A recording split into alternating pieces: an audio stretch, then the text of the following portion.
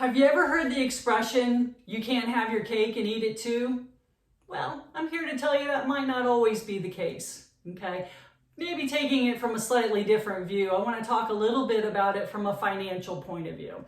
And that would simply mean that we want growth in our portfolio and no risk, all right? So I'm not sure if that is really the best analogy, but we're going to dig a little deeper so you can understand where I'm going with this. My name is Jensen. I'm founder of JensenFinancialGroup.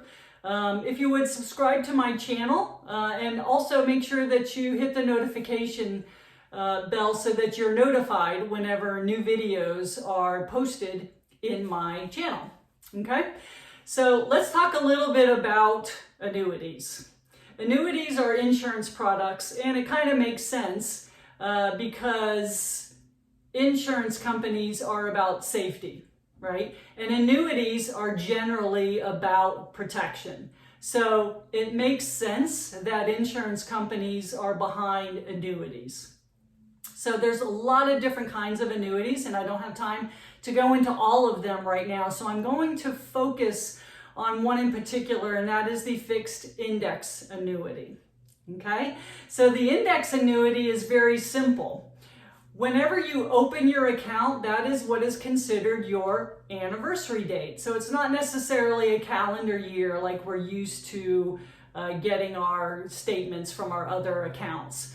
So the index is noted when the account is opened, and usually when I say index, there's choices. S&P 500 is usually a pretty popular one though. So all that means is that on your anniversary date, they will record the value of the S&P 500 at that time. 1 year later, they will lock in that value of the S&P. So two scenarios here. One is the S&P goes up 12 points that year. Well, guess what? You're not going to get 12 points in your annuity. You might get 8, you might get 4, you might get 10. It just depends on how you structured it. At the same time, if the S&P 500 had a down year, which we know it happens, but if you have a down year in the market, then you know what you get? A big fat 0. This is when we call 0 the hero, all right? So you wipe the slate clean and you start over for the next year. So they re-record the value of the S&P on the first anniversary date. And then we try it again for the next year. And every year it continues the same thing over and over again. So that's basically how that works.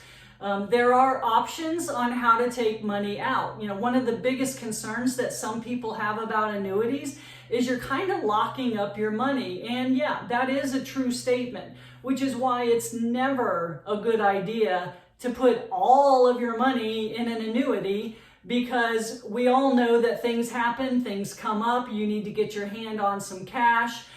So there's always, you always want to have your emergency cash fund sitting on the sidelines there in case something comes up, medical, accident, whatever the case may be.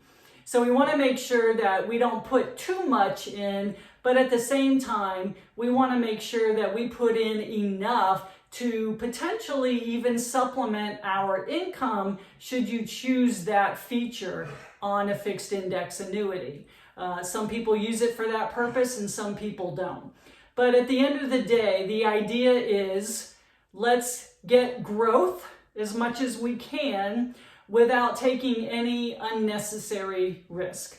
So that's where this type of product usually comes into play. Again, it's not a one-shoe-fits-all scenario. Everybody's a little bit different.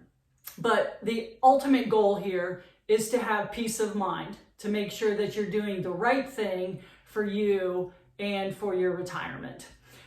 So if you'd like to learn more about how these work and if it's something that would be a fit for you or not, it goes both ways, make sure you subscribe to my channel and hit the notification bell just so that you are contacted or notified whenever a new video is posted.